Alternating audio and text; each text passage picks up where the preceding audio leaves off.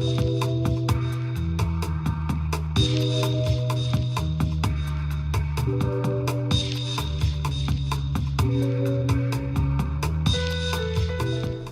I'm Morgan Pehme, Editor-in-Chief of City and State, and this is Last Look. Today, our guest is New York City mayoral candidate John Catsimatidis.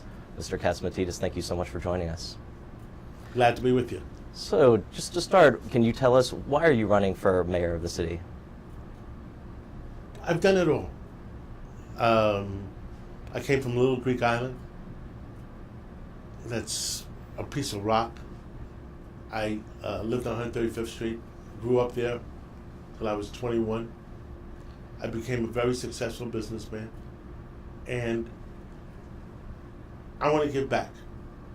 And I've been doing that for various charities. I've been doing that for the Police Athletic League in poor neighborhoods for 28 years. I want to give back to all the citizens of New York, because New York is the greatest city in the world.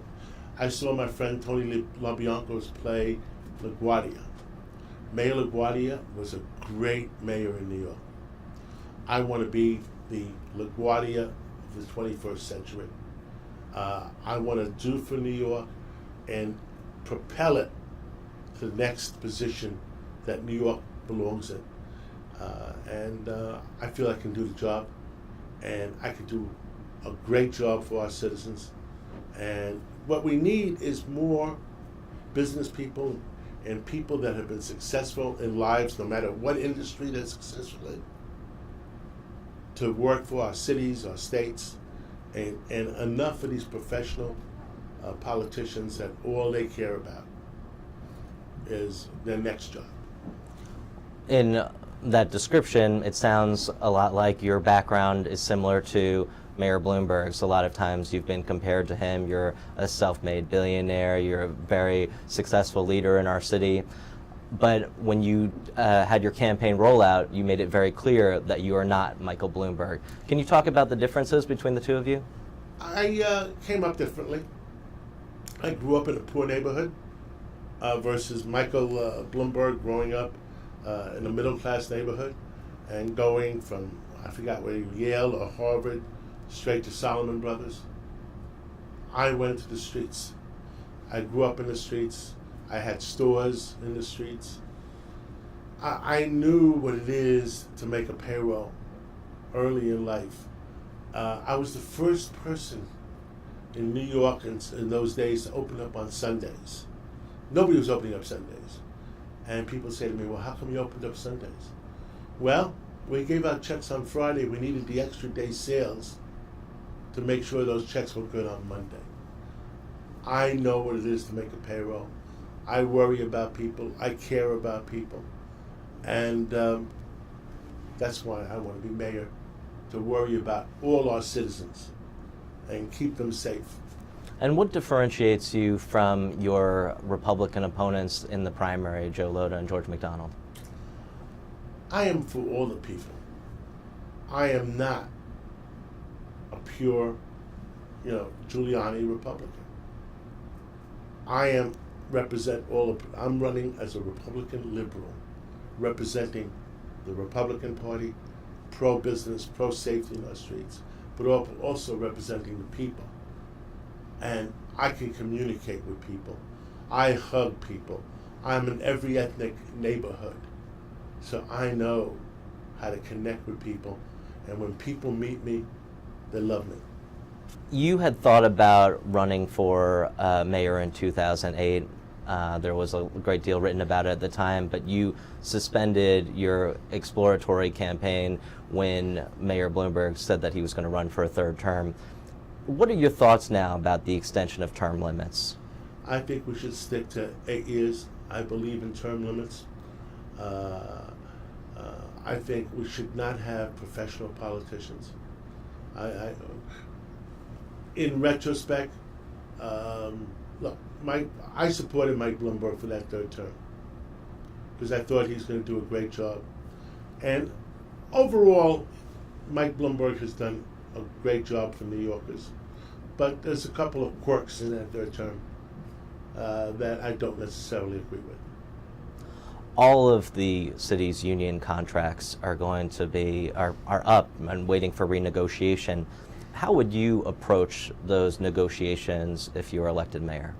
I think you have to sit down. I've been a union shop. Of all the people running, I was the only union member. I've been a union shop all my life.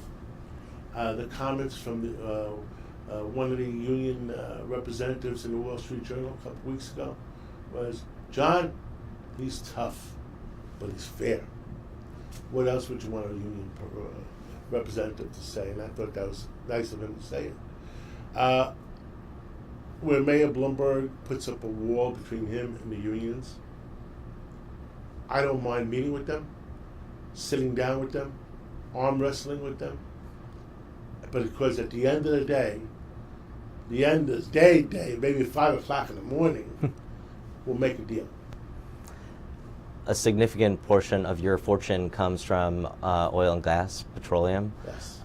What is your feeling about the hydrofracking debate in New York State?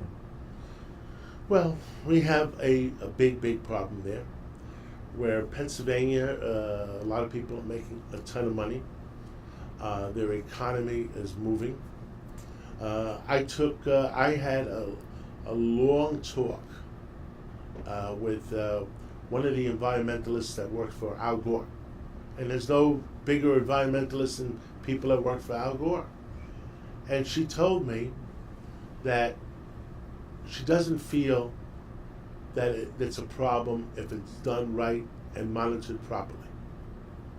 So I would say we should take a couple of counties that are aligned with Pennsylvania, in other words, county next to them, and experiment and make sure that everything is done right. And that's the only way you're going to find out if we can do it. I mean, Pennsylvania has been doing it, and there's been no problems. But there's fear tactics from all kinds of organizations. So what do? You listen to the 12 people on the corner that are yelling and screaming, or you look at the facts? As a CEO for 40 years, I look at the facts. You are close friends with former President Clinton. You were on the finance committee for Hillary Clinton when she ran for president in 2008. If you are elected mayor, could you see yourself supporting Hillary Clinton for president again in 2016? Well, I would have to see who is running on both sides. I was very, very close with Bill Clinton and Hillary Clinton, and I've publicly said that they're two of the smartest people I've ever met. So it would go a long way towards deciding to vote, to go against them.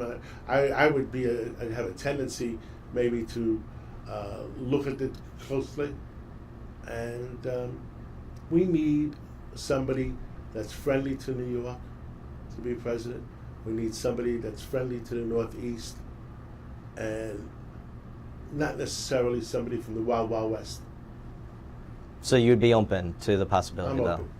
John Catsimatidis, thank you so much for joining us. Thank you for having me.